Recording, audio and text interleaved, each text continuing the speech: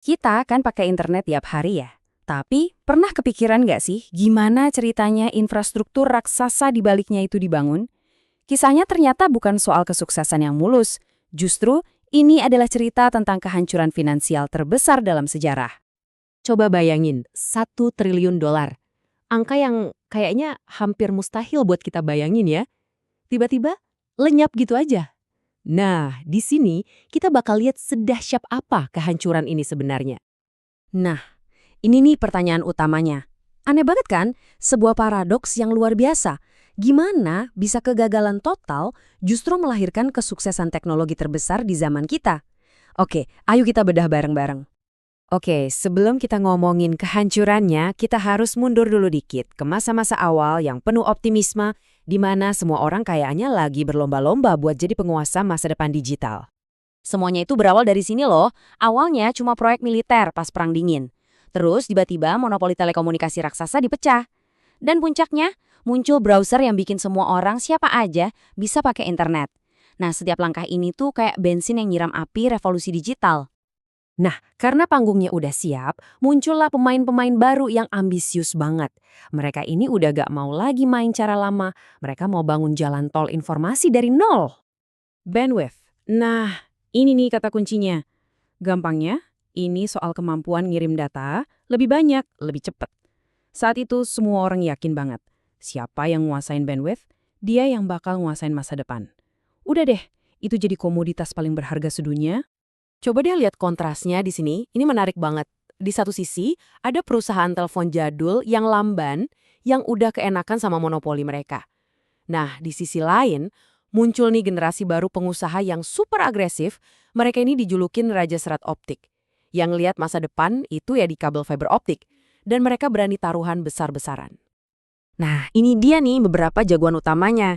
Dipimpin sama tokoh-tokoh karismatik, mereka berhasil ngumpulin duit miliaran dolar dari boomingnya era .com. Terus, mereka mulai perlombaan gila. Gelar ribuan mil kabel fiber optik di bawah tanah, di dasar laut. Gila kan? Tapi ya namanya juga gelembung spekulasi kan, pestanya nggak mungkin selamanya. Dan bener aja, mimpi indah itu cepet banget berubah jadi mimpi buruk finansial yang wah belum pernah ada sebelumnya. Jadi, masalah utamanya tuh di sini. Semua orang sibuk bangun jalan tol data, tapi ternyata mobilnya belum cukup buat ngisi jalanan itu. Mereka itu ngebangun kapasitas buat traffic internet 10 tahun ke depan, bukan buat traffic yang ada saat itu. Intinya, pasokan jauh lebih banyak dari permintaan. Coba lihat angka ini, 47 miliar dolar. Dan ini baru nilai puncak dari satu perusahaan aja loh, Global Crossing, di awal tahun 2000.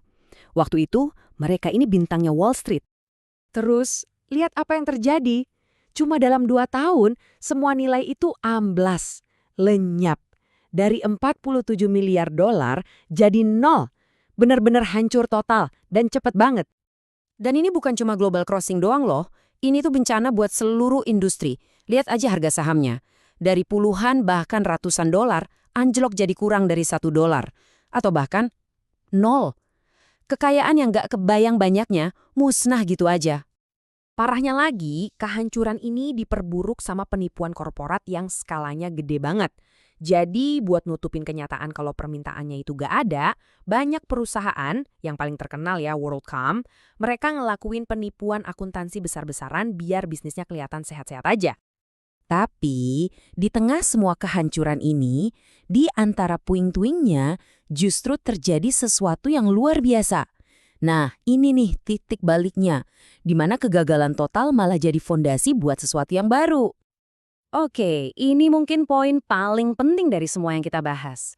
Duitnya hilang, harga saham anjlok, perusahaannya bangkrut.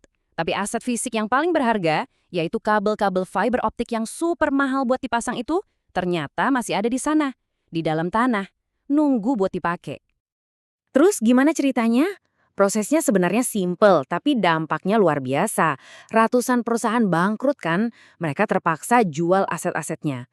Nah, disitulah para pembeli cerdas masuk. Mereka bisa dapat jaringan fiber optik yang nilainya triliunan dolar dengan harga obral, murah banget. Jadi intinya gini, investor-investor pertama itu yang nanggung semua biaya buat bangun jalan tolnya. Begitu mereka bangkrut, perusahaan-perusahaan baru datang dan beli jalan tol itu dengan diskon gede-gedean. Hasilnya, kita dapat tulang punggung internet yang super efisien dan murah yang kita pakai sekarang. Terus, apa hubungannya semua ini sama kita sekarang? Jawabannya ada di setiap gadget yang kalian pegang. Coba deh pikirin, semua layanan modern yang kita nikmatin sekarang, nonton Netflix, nyimpen file di cloud, bahkan revolusi AI yang lagi rame banget, semuanya itu bisa ada cuma karena satu hal, bandwidth yang melimpah dan murah. Dan bandwidth itu ya warisan langsung dari kehancuran triliunan dolar di awal tahun 2000-an itu. Kutipan dari salah satu raja serat optik ini kayaknya ngerangkum semuanya ya. Mungkin para perintis itu terlalu cepet. Hype mereka ngeduluin kenyataan. Tapi hebatnya, bahkan mereka sendiri pun gak bisa ngebayangin dunia seperti apa yang bakal dibangun di atas fondasi yang mereka tinggalin. Nah, jadi pertanyaannya sekarang, kira-kira apa lagi ya yang bakal lahir dari warisan yang gak disangka-sangka ini?